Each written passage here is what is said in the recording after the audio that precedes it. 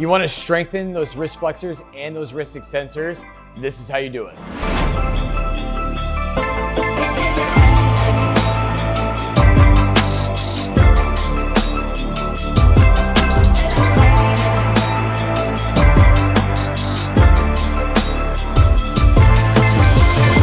So we're gonna go over wrist curls and wrist extension, okay? Now with this one, you just wanna set up on a bench, or you can just use a countertop, and that'll be perfectly fine. You wanna find a successful but challenging weight. With the wrist curls, you're gonna make sure your elbow stays pretty straight here, okay? Because you wanna get a full length through those wrist flexors while you go through this exercise.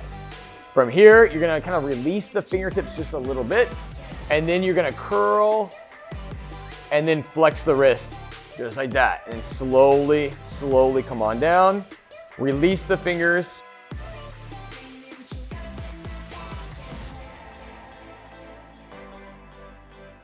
And then come on back. Really squeeze those wrist flexors at the top.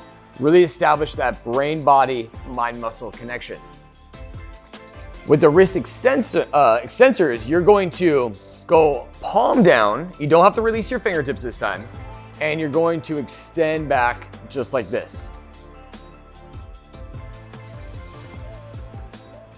And really squeeze, again, feel that mind-muscle connection. Really feel those extensors contract.